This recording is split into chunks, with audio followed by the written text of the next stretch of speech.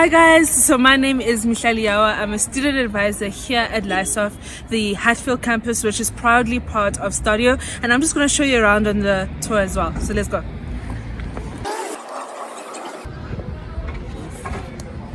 Hi Bongi. Hello Mihlali, how are you? I'm good at you. Okay, thank you. You're welcome. Spend some visit us. Thank you so much, Mihlali. Have a lovely day. Thank you. Guys.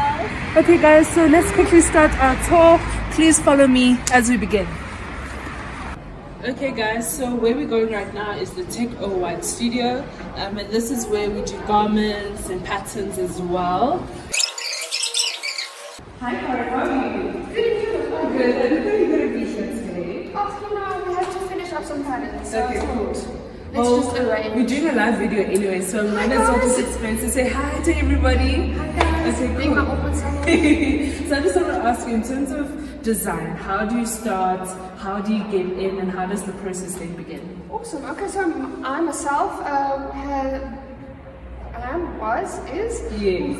I studied with LISOF, graduated in 2011 with the design BA degree, Cool. which opened a lot of doors for me. Ended up working for a small company called Platinum Group, which owned brands like Hilton Wiener, Oh, wow. Akajo, Yeah. all of that.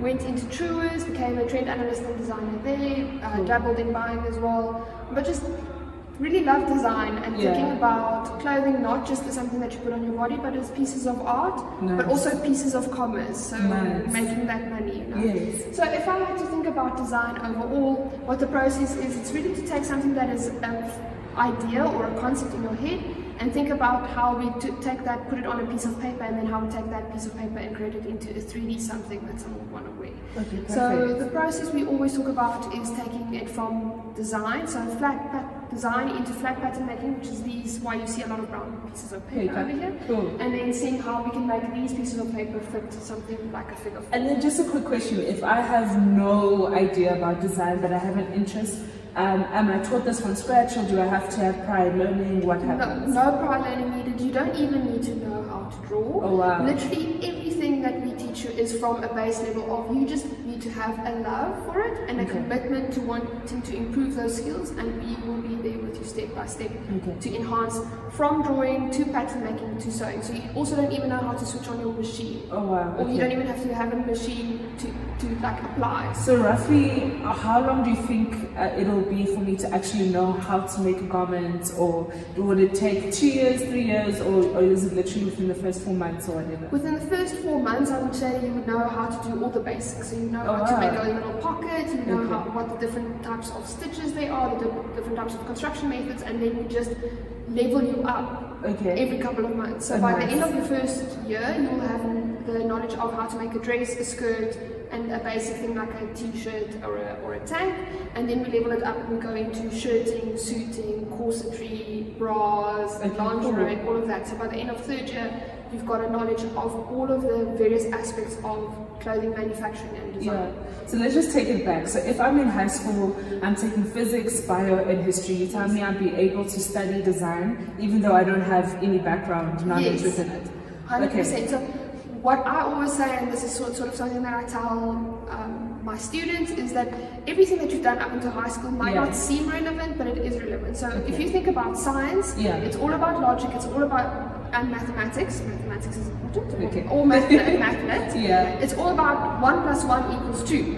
And how does 2 become 3, and how does 3 become 4? So all of those various aspects and the way in which you think about something is the same way in which we think about in design. So just because you did bio doesn't mean that it becomes irrelevant. It just means that we're taking the way in which you think in bio and applying it to the sustainability, links to bio, sustainability links to design. So from what I'm understanding from you, we don't need any specific subjects. Obviously, I'm guessing we need a degree pass to get into the degree, but the nice thing about that, we've got a high certificate in other avenues as well for people to study. So if you don't qualify after your matric results and they're not exactly what you wanted to be, and don't get that access to the degree, then we go with a high certificate first, and we train you and we give you the basic skills in that, and then that levels you up to be able to do the degree. Oh wow, perfect. So then tell me more, obviously this is a fashion school, is there a fashion show that takes place maybe, or how do students get to showcase their Yes. work? So we have in the past annually had a fashion show every year, Okay, cool. and then of course now during Corona we need to look at what that looks like going forward. Yeah. But there will still be some sort of showcase, and with these showcases, what we do is we invite other people from industry, old alumni, and then you showcase your work so that people can see, and maybe even buyers in the crowd that want to invest in your product Yeah. or link with you and meet up with you. So then just briefly explain to me, how does the fashion show look like? So is it here on campus? Is it somewhere else? How does it go? How does I'm it so work? excited about it. The fashion show process is probably one of the most exciting processes. Yeah. We did an exceptional venue. There's a ramp. We did professional choreographers, Jan Milan, Wow. who is like one of the highest rated like And we'll be choreographers. speaking to him later on in this week as well, so He make is sure you watch it. incredible. Really? Yes. No, like he just thinks about ramps and runways very differently. Yeah. We get a bunch of professional models, and it is everything that you've ever seen on fashion TV Yeah. or from fashion weeks or on Yeah. your Instagram live feeds. Yeah. It is that and more, but it's Okay. the students showcasing the work, not anyone else. It's Okay, your work. perfect. we put it. So at the fashion show, so I can come to the fashion show as an observer, and you also invite people from the actual industry itself. Yes. So speaking about the fashion show, can you tell us about the process? How does the conception piece actualize onto the fashion show? I think that's really important to actually talk about, because I Yeah. think a lot of people think about fashion and then they just think about the shows and Yeah. how glamorous it is, and actually that's like the pinnacle of like everything I'm that sure you've it's done only up like until- 10% of the If actual even thing. 10%, like there's a whole lot of work that goes into it. So I think Hectic, yeah. what it all starts with, it starts with the idea, and then fleshing out that idea so that someone can understand and that you can communicate this beautiful visual abstract idea, Yeah. and then start honing that into a creative process that then goes from making a design into a pattern into a garment. So we usually actually, this is my little like go-to ball when you talk about design. Yeah. We start with the elements of design and the principles of design. So we have line, shape, form, color, texture, space, pattern, contrast, emphasis, balance, proportion, scale, harmony, rhythm, and movement. But I'm not going to give you all of that now because I want to teach you this. So stay with us. Cool. But it's about thinking about various elements and what Yeah. makes up an actual design and what makes up an actual garment, and playing with those elements to really get something new and something different, or to evolve what it is that we are currently wearing and thinking.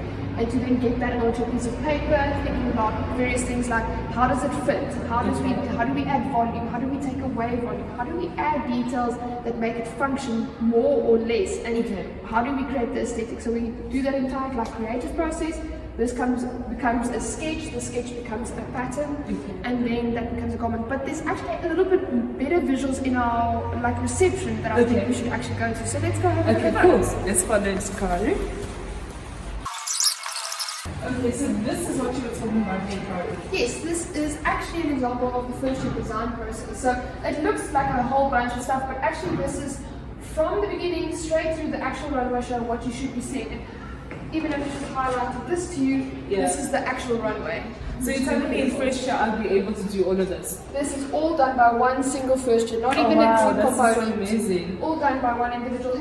I'm not going to say his name now, but he is very talented. Yes. Yes. So let me take you through the process.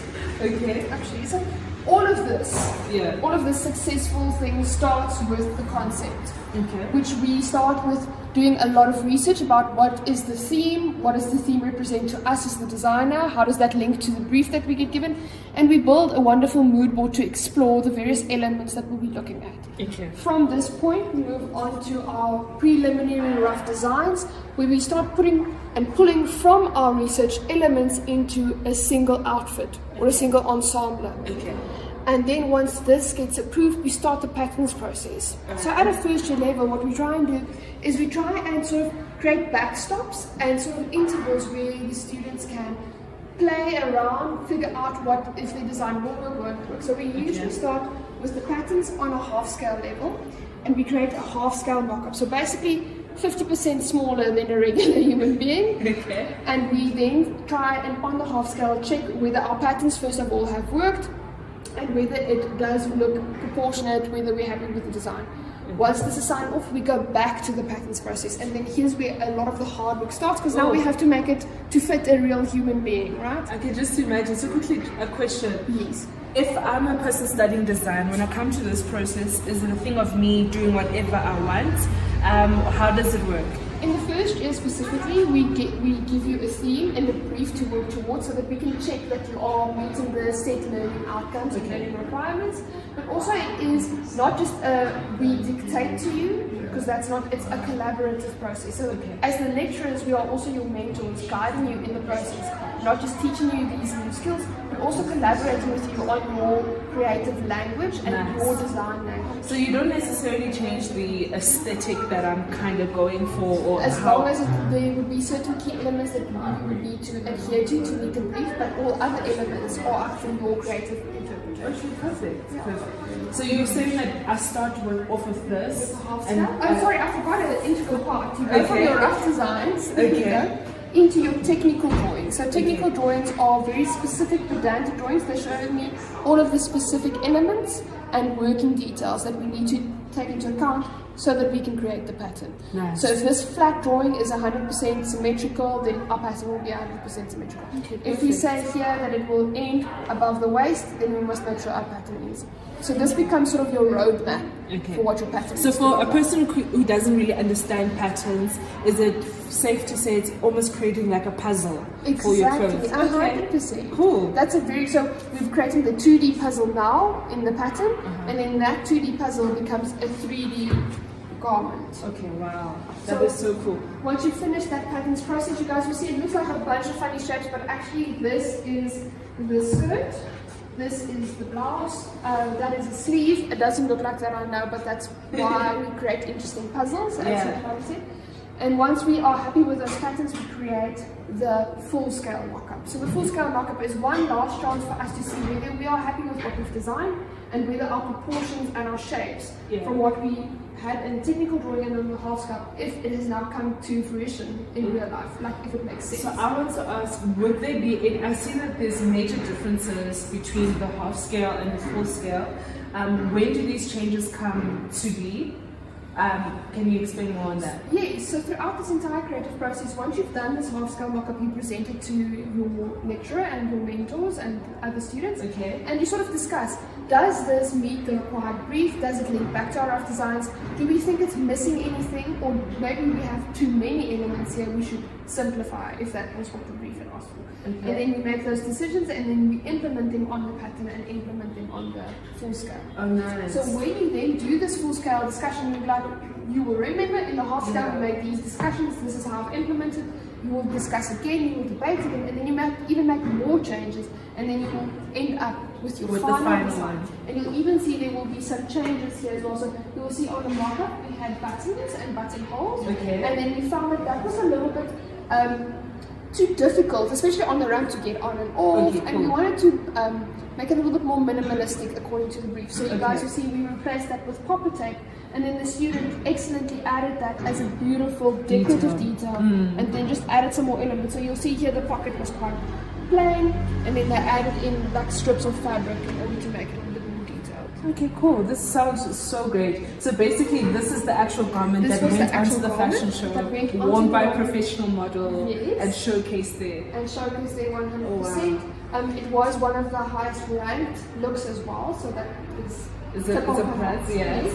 And you'll just see like this gave him a rough idea direction, and then he really came into his own design aesthetic and pushed for his look and feel in his final. And then just one last question, Cahro. I wanted to ask, in terms of styling and accessories, do the students bring that themselves, or how does that work? So again, they present to the lecturers what it is that they think this look needs, and then again it is a discussion of, have you thought about this, what about this, and then it's a collaborative process where we discuss, but the students would provide the accessories. But the mentors or the lecturers would be there to help and guide and say, well, that looks amazing, but don't you think it would look even better if we added this or actually took something away? So oftentimes it's called the editing process. So if you think about any fashion shoot, it's not just like, this is what I want and this is what I do. It's oftentimes taking a bit away, adding a few things. And even in this example, this bag, you can see over here, there we go. was also handmade by the student to match his outfit, so including certain elements. So how can I go away with this? If I wanted to take this, is it possible? Not really. Not at the moment, because we're using it for promo material. Cool. But also, if there's something that you would want, that you love for this ensemble, then we recommend that you get in touch with the designers and then start supporting their businesses and their dreams and their brands. So myself, I've already ordered this skirt from the student in black. Oh, wow. So customized, personalized, and then we're supporting their dreams already as well. Perfect. Okay, so I can just imagine this is just a small part of what you'll be studying as a design student. What other subjects will design students be doing? Yeah, it is a small part, but it is probably the biggest part, because it is your three major subjects will be creative design, pattern design, and garment construction. But then there are also other subjects that you need to have in your arsenal, or not just subject skills. Okay, cool. That's how I like to see our subjects, as learning new skills. That you need to have either if you want to start your own brand, or if you want to work for a brand, you need to understand how business works, how money moves, you know. But also, so some of the subjects that we focus on quite a bit is entrepreneurship. So if you want to start your own thing, what does that require? How do you think a little bit differently? How do you approach business from like the ground up? Then you also have, which is probably my favorite subject, called trend analysis. You have that in first and second year, and that's really looking at how the world is changing around you and how to make moves to those changes and how to be one ahead. So it's not just what's the next it color or the next it short, but how are consumers changing and how to track their change. And I'm sure there's a job type that you can get. What would that be called? So you can, that would be a trend analyst, which is what we would like the skills that we would sort of try and pass on to you in the design course. If you studied any of the other courses, at a third year level, you could take trend analysis at third year, and then you could become a trend forecaster. So that's something slightly different. We're sort of predicting more, but now in trend analysis, a lot of the local retailers and local big brands, they employ analysts to really see what is coming at their businesses and how to turn that into opportunity and how to navigate risk, which is probably one of my favorite subjects, because you can see how business and creativity come together. Nice. So if I would, obviously you're showing us with the mood boards and all of that stuff, is there certain programming that we utilize, or is it just a basic PowerPoint presentation? You can, if you want to, you can do PowerPoint, but let's go up to the Mac Lab and I'll show you some other nice things that we can use. Thank you. Ooh, this seems so daunting. I'm not a computer type person. Where does this all start? Okay, well, I would like to ask that question. So this we call the Mac Lab, and it looks quite sort of empty now because Corona, you know, and social distancing. But this is, we use Mac computers because they're the best for design overarching. And we started at first year level, and we just learn how to use this type of computer. How you switch it on, what programs you get. Then we started with a base level of what is Microsoft, so what is Excel, what is PowerPoint, what is Word. So if you're coming from a background where you have never worked on a computer like this, you don't even know what the word Microsoft means or what I mean when I say Excel, we teach you that in the first 2 terms of year 1. Once we've got that under the knee, you're feeling a little bit more comfortable, we head into Adobe, which is a design program that has various elements and various sub-programs. So we call it Adobe Photoshop, Illustrator, InDesign,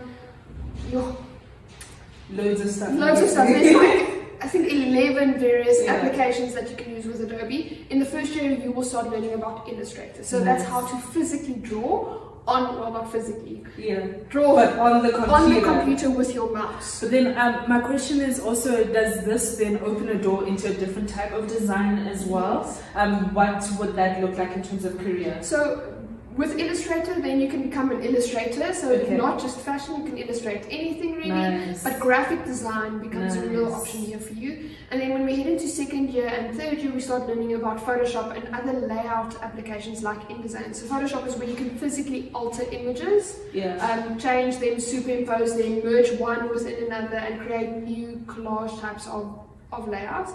So then that can be, you can be a layout specialist, you can work in magazines and media, and then in design you can create amazing presentations, even just to get people to buy into your business. Look at this beautiful presentation.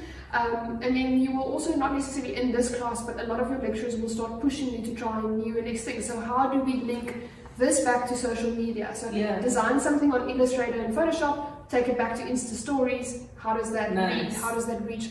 Take that back to TikTok. How do we link back to that? So a lot of the media subjects and design subjects then start collaborating. So if this is what we are designing and we want on the runway, how do we get this onto a social media platform that speaks to the consumer that is now? So the younger generation. So basically what I'm hearing is that design does not end on paper. It can develop into much more. So if you're more into your graphics, if you're more into your digital type design, that will open the door for that as well. And then I'm also, there's this debate going fast fashion and slow fashion.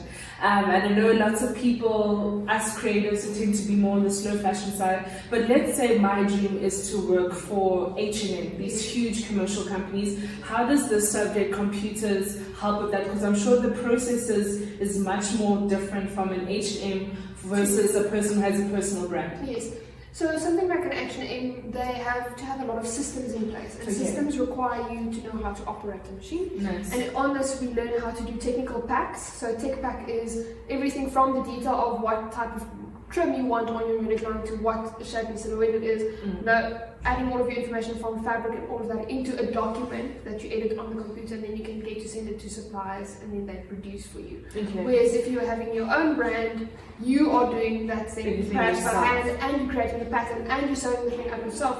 So you don't necessarily need that extra layer of technical information. If that makes sense? No, it definitely makes sense. And then one last question. Last have been here for 25 years now. Who would you say are the success stories in terms of in design specifically? In design specifically, sure. There's actually so many, and it's actually so exciting because they're from all walks of life, I think, which is also amazing to see. It's not just one specific type of designer coming through, it's various designers. So the first one that I think about is Tebe Magugu, that won the LVMH prize, which is an international European prize that he won last year. He's an ex-South Rich Manisi, who won the best up-and-coming designer at New York Fashion Week at the start of this year, if I'm not mistaken.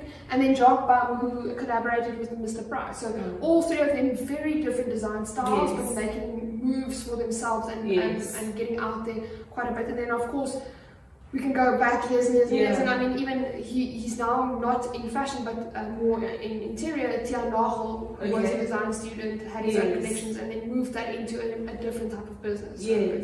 So we've got quite a few, which is wow. So I heard you speaking earlier about like media and all of that stuff. Can you just take us to the photography room and see how it works? Okay, so this is the room. So this is our photography studio, but actually I'm not the right person to be taking you through media. So I'm going to introduce you to Anya, and I'm going to head off, and then let her take you through that side of our course. Thank you so much. It's a pleasure, guys. Enjoy. Thanks. Hi. Okay, guys. Hi, Anya. How are you? I'm good. Okay, quickly say hello to our people. Hello, I'm Anya, media person. So earlier we were speaking, I was speaking with Cahro, and Cahro kind of alluded to media. But I think the biggest question, what would be the difference between media within the fashion space and media with like in the traditional sense? Okay, so what we always need to take into account about media and the fashion space is the fact that we are in the fashion space, right? So being able to be a practitioner in fashion media, you need to understand the broader fashion system so that you can tell the stories of what happens within fashion specifically. It's not a generic approach to media storytelling. It's about understanding the systems within fashion and then being able to portray that to people and finding that unique sense of how to tell a story of fashion, because fashion has so many things that have to be said. So there's so many things that have to be said, and ultimately you need a media practitioner that understands how fashion can best be told and portrayed. So from what I'm understanding, media within the fashion space is,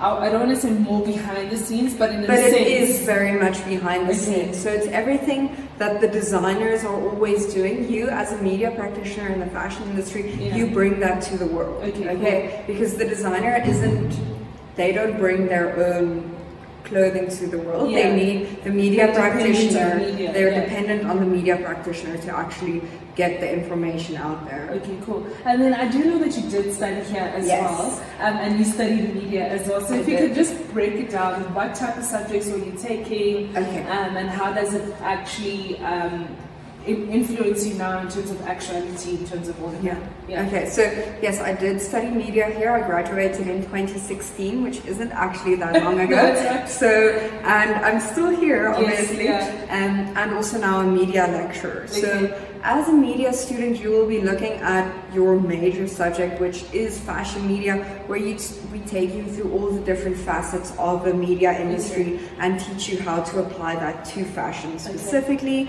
And then you also have your practical subjects, such as photography and makeup and styling and visual merchandising. All of that is how you tell the story. So it's about how do you take that garment and you actually show it to the world in a way that they want to see it. Nice. And then that's how we package everything together, is through the practical elements of media. But you also need to understand things like communication, which comes through in marketing, right? Nice. Because you want to connect.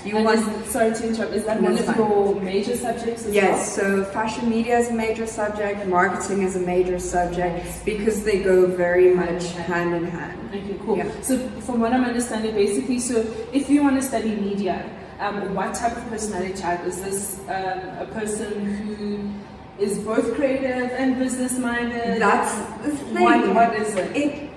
It's like a very strange balance, actually, because myself, I know I'm a creative, but sitting and sewing Is my and thing. drawing, I just felt like I couldn't do that. Okay. And what media does is you have to be the super inquisitive person. You Okay. have to be very curious about things, Okay. and you have to want to showcase ideas to other people in your own very creative way. Because if all media looked exactly the same, we wouldn't be following different people on Instagram, right? Exactly. So it's about finding who you are in your own creative sense without necessarily having to draw. And that is the way in which you create media images. Maybe you want to be more of a writer, actually, and then that's how you get your creative side out. But fashion media, yes, you do need to be creative, of course, but there's a very calculated approach to that creativity because you're thinking of an audience at the same time. Nice. So basically, media opens up lots of job, career opportunities as well. Because you spoke about makeup, you spoke about photography, but you also spoke about marketing as well. And then I just want to ask, in terms of fashion. Recently now, because of Corona, we saw a lot of publications closing down. Yes. What would you advise? Would you advise for somebody to start up here in the South African market in terms of media space, or would you rather advise them to go overseas? What would you say? So the thing about the fashion media market currently in South Africa that has always excited me, and I'm assuming that's kind of why I decided to study fashion media, is even though we've seen the closure of the media houses, the thing is there are still so many fashion stories in South Africa that need to be told by someone. Yeah. And even though, yes, you might not have the large media house platform, we all know the influence of social media storytelling. And those stories still need to be told. And that's what we see our graduates do, is they connect to their peers, the ones who are studying design, and they actually start to tell those stories and push those stories back into the South African market in order for the fashion industry to actually have its diversity that we love. So if you want the general fashion journalist office job, then you would have to obviously pursue a career in a media house. But we actually have so many exciting things happening here where you have to hit the street. That's really what you have to do in order to tell a media story in South Africa at the moment, is get out there, interview people, engage with them.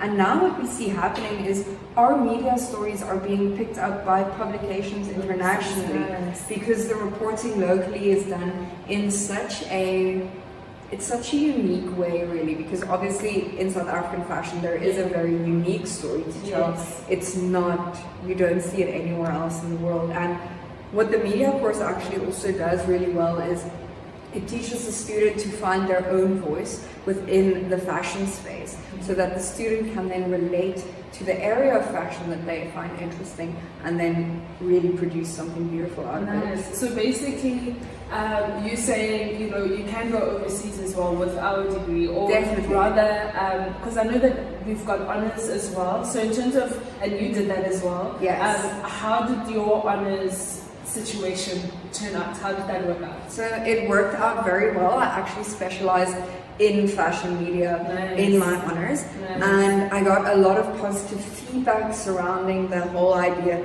of what the fashion magazine is and what it would be in future, because that's what I specialized on, is this concept of the fashion magazine. And what was great about the honors course is the fact that you could tailor make it to your interest in fashion, because I was sitting in the honors class with a design student next to me. So this design student and I, we both love fashion, but for very different reasons. And we were both able to articulate ourselves academically at honors level in fashion, in something that interests us, which was really incredible, actually. Perfect. And then I just wanted to know, in terms of honors, I know a lot of other institutions, their honors program is it's only theoretical based. How would that work in LISAF? Is it just theoretical? Are there opportunities for you to work? How does that work? Yeah, okay, so honors at LISAF is not just theoretical, because the fashion industry is not a theoretical world. It's an actual industry that you need to experience.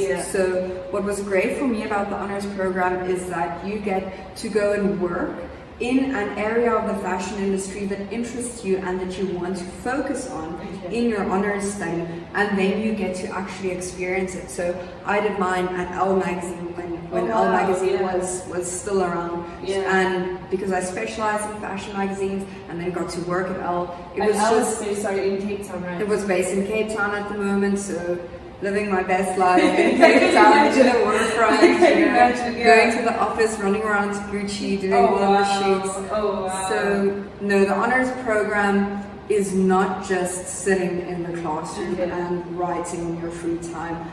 I think LISAF understands that the LISAF graduate or the LISAF postgraduate student is not interested in that. They want to keep tabs on what's happening, and that is why there is the experiential learning component of the honors. Perfect. So then basically your honors took a year to complete, and you did yours directly after your undergraduate degree. Yes. Correct. And then, so obviously the time period in which you take it is not necessarily, it's not the most important thing, but with your work experience, why did you decide to come back to LISAF? Do you mean as a lecturer or just as a lecturer? As a lecturer, yeah. Because I love this idea of people being interested in what's happening in fashion, because I love fashion. All of its different aspects, and it's just to see that there are possible interests, people who want to become fashion graduates, they understand that there are all these intricacies in fashion, and they want to learn more about it, and they want to engage with it, and they want to create. And being able to facilitate that creation is something that is very rewarding. I think I'm in the most rewarding job at the moment. So it's just your heart, basically. It's just my heart, and even though it's work, I still get exposed to the amazing parts of the fashion industry. I still get exposed to the beautiful stories in fashion. I still get to help tell those stories. So I love that. Okay, and then lastly I want to ask, I see this beautiful something happening behind me. Can you explain what it is? I just see a beautiful person. Explain more. Yes.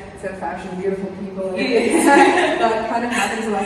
So this is actually a project from our fashion media third year. So remember, as I mentioned earlier, fashion media there are different types of media in fashion media. A very exciting medium in fashion media is the fashion film. Now, the fashion film is where you have the opportunity to create a story or a narrative around a garment or around a designer's work, where you bring together elements of fashion. You have the styling, you have makeup, you have editing, you have all of these different components, all of these different skills that come together ultimately to create a beautiful fashion film. Okay, and then do you get to do this in each year, or is it small? So this is third year. Third year. Yes, it's quite, I mean, I went through it. Yes. Creating this, don't be fooled, it isn't easy, but it's such a rewarding process because you're out there, you're shooting, you have a model, you have the clothing, and you're just actually playing. And fashion is,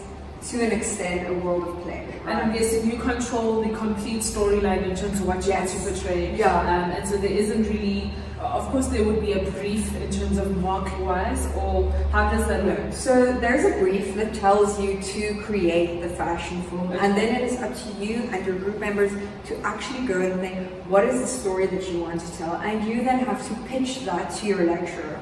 Then there's a refinement process that takes place between student and lecturer in order to ensure that the final end product is, of course, something that looks as if it belongs in industry. Okay. So at LISOF, the amazing thing is we're never going to tell you exactly what to do and the exact way to do it. Yeah. We're going to tell you this is what we're aiming for as a final result, but ultimately you need to follow, you need to have your own approach to it, because if we had these very strict guidelines, then it wouldn't be creative, right? Okay. So there's this perfect balance between academic guidelines and creative freedom that ultimately helps us to see the student become the best version of a media practitioner that they can be. Okay, cool. Well, thank you so much. Can you quickly just show us, I see there's lots of photography on the wall. Can you explain what it is? Okay, so these are examples of student work where we see students engage with. Remember, when we think about photography now, where do we engage most with it is things like social media, and then what is reported on things like street style. So a foundational skill in order to be a young up-and-coming photographer is to be able to capture your peers in a unique way that really speaks to telling their story. Yeah. And ultimately that is what students are taught, is how to engage with street style. And then we have the more kind of strict, the more traditional portraiture, which is, this is done with window light, all natural light, where the student has a model and they then practice to use window light in different ways from different angles in order to create a portrait that ultimately highlights the subject's personality. Oh, wow. And then I just want to ask, so I'm in high school, I know I'm interested in photography kind of, but I don't really have, I haven't really worked in photography as a professional person. How do I need a portfolio to get into the school? No. How does it work? We teach you. Okay, right? We take you, we bring you in, you don't need a portfolio. We start you off with the basics. It's hard work though, because we start you off with the basics and then we want you to start creating, right? But it's not necessary for you to have any background when you walk in. You don't even have had to hold a camera before. Just come with your camera, be ready to absorb information and be ready to experiment. That's all that you should be ready to do. That's the only thing that you should have, is that need to experiment and that need to create, and then together with the lecturer you move forward. And then obviously while you're in, you study, that's when you build your portfolio. Yes. And I'm sure that you can work for SA Fashion Week as well, part of media bids. Is that possible? Yeah, that's possible. So there are, at any fashion event, you need media people. You have to start engaging with telling those stories, bringing it into your own portfolio, and that is about you really going out there. As I said earlier, hit the streets. That's the best way to say it, is you and your camera hitting the streets, going to fashion shows, going to media releases, and just being there, being a part of what's happening, photographing people, and ensuring that you then post and you engage and you share with others what you have captured. Okay, thank you so much. And then I know you have a lot of marketing to do, especially because you switched over to online, so there's a lot of it happening. Definitely. But guys, follow me, let's check out the campus mall.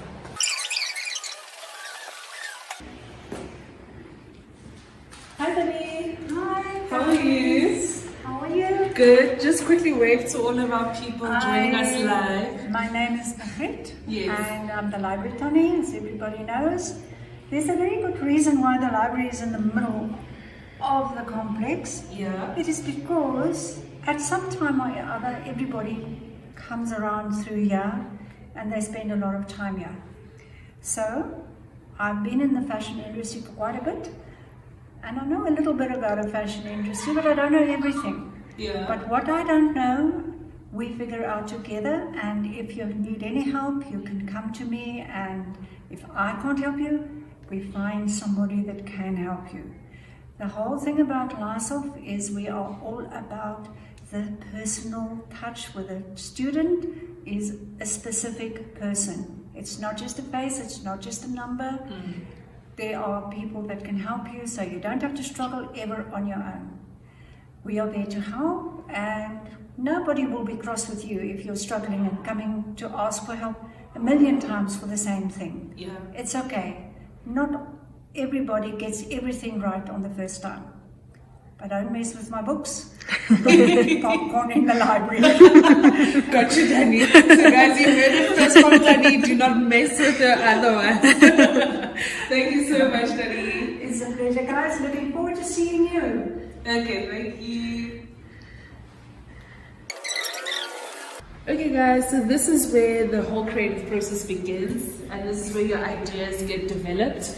So as a feature designer, you get taught and also get to learn how to do research before you actually start your design process. So you get exposed to different programs such as WGSN, and these are basically trends and trend forecasts of different textile silhouettes, proportions and colors and so on and so forth. And depending what project you'll be doing at that certain time, WGSN will then help you to produce those type of concepts that you want to reveal. So this subject is about a 5-hour class, and this is basically where you will hone your creative skills in terms of sketching, and you get taught different ways in sketching as well. So if you're not so strong with hand drawing, you can also learn that in the illustration class. That's what we showed you guys earlier on. And so WGSN is a very important program for all designers to use, but it's not just for design, it's for textile, color, and all of that stuff as well.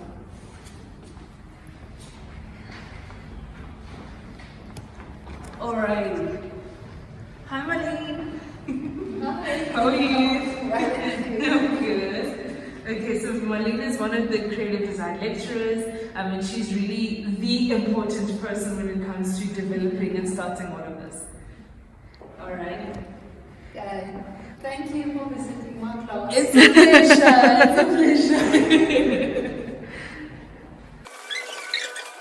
Okay guys, so lots of people are asking about student life and where to stay and all of that. So as you can see, some of our students are sitting outside, but most importantly, we are surrounded by different places to stay. You know, a lot of you guys want to run away from home, or you live outside of the province, so this is where you'll be staying. And the nice thing about Hatfield is that we are a student town. We're surrounded by other universities as well as private institutions, so you will definitely have a student life, and all you have access to all the easy stuff. So to a mall, the train, and everything like that, you have easy accessibility. Now guys, we're going to go to our technical studio, and this is where you'll be spending the majority of your time as a design student, but we're going to keep quiet because they're currently writing an assessment right now. So let's keep quiet.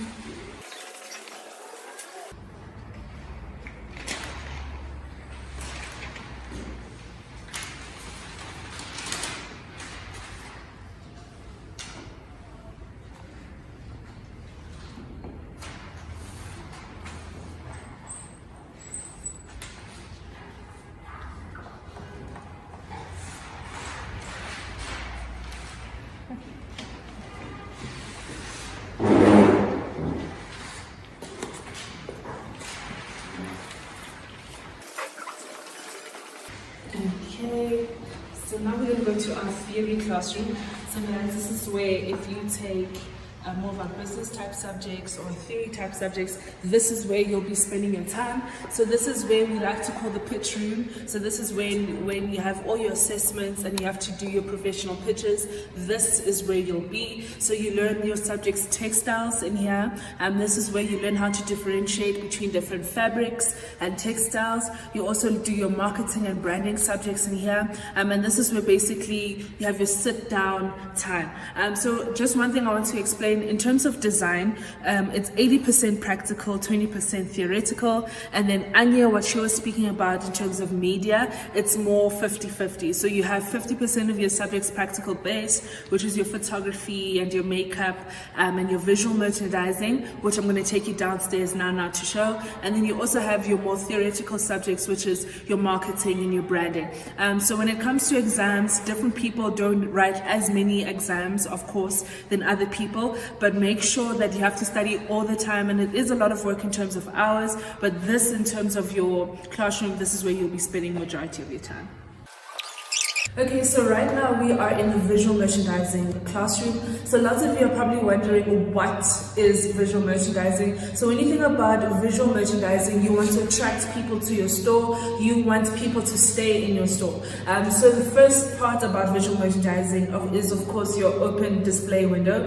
So this is where you would portray what type of products you're selling, what type of clothes you're selling. But more importantly, when you think about certain brands like Nike or Adidas or Woolworths, there's a certain perception that you have of them, and when it comes to visual merchandising, you want to link the open store, the inside of the store, with the perception that you have of Woolworths or Nike or D's or whatever the case may be. So when you think about, let's speak about Forever 21. Forever 21 is your super bright, your super girly type look. In terms of inside of the store, it's really bright, there's lots of fluffy type music, maybe a vanilla type smell, and that's really associates with the type of target market that they're trying to get. So you're very young, super girly girl. And then when you talk about, let's say, Diesel, you have lots of dark colors, maybe grungy type music, and that's attracting your type of individualistic type of person. So people who are not so girly, people who are more tomboyish, people who are more outdoorsy as well. So when you talk about different types of stores, they looks different. So in visual merchandising, you learn about the types of music that you should display in the store. You should also learn about in terms of lighting, different pictures in terms of attracting and keeping people in the store. And then the nice thing about it is that with the fourth revolution, lots of stores are going online as well. So you're also in charge of attracting that as well. So obviously when it comes to Lysof, we want to obviously understand what's going on, but we also want to move in terms of the future. So we also learn in terms of online, how does it work in terms of stores online as well. So that's basically it. And the nice thing about it is that in terms of visual merchandising students, you guys change the display windows each and every single week, and it goes towards your end final mark. So this is just one of the display windows. I'll also show you guys outside the big window that displays Lysof. You're also in charge of that, and you also learn how to also incorporate this in terms of your social media as well. So in terms of media, of course, you learn marketing and media, but visual merchandising is basically displaying who you are. So whether you want to become a social media influencer, you want to become a brand strategist, or you want to work with people in terms of brand imaging and all of that stuff, this subject will help you with that. So let's go outside and let me show you more stuff.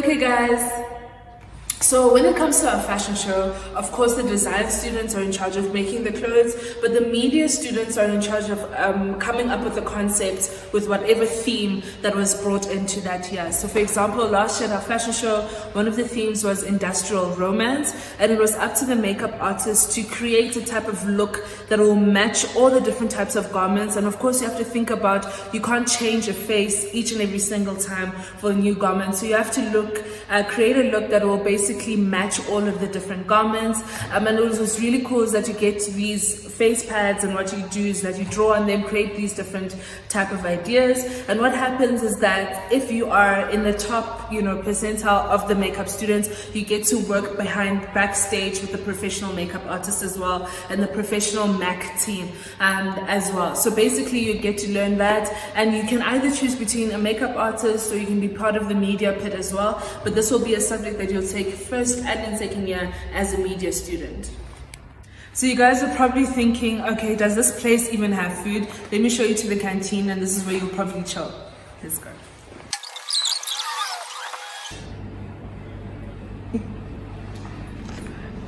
Okay guys, so this is the canteen, and this is where you'll be eating all of your food, you'll be chilling, and all of that stuff. So we've got lots of options for you guys in terms of what to eat.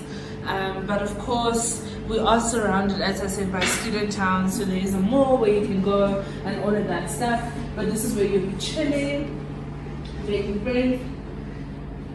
And then this is the outside area. This is where you'll just be sitting down, chilling and speaking to everyone that you want as well. Okay guys, so let's do a quick recap of the most important things you need to know about Lifesoft. So first of all, Lifesoft has been open for 26 years, which makes us specialists in the fashion industry when it comes to educating you. We're also the first to have a BA, a BCom, and an honors degree in fashion. We are also the first to specialize and differentiate in different career paths within fashion. Okay guys, so a lot of you guys have been asking, how do you get in and what are the pass requirements? So there's two options, either a BA pass or a high certificate pass. When it comes to a BA pass, you need 4 subjects with 50%. When it comes to a high certificate, you just need to pass, but you need to make sure that your English is above 40%. Now, how to apply? Please make sure you go to www.lifesoft.co.za to apply. All the steps are there, just follow it, and then you will make sure that a student advisor will contact you within 2 days.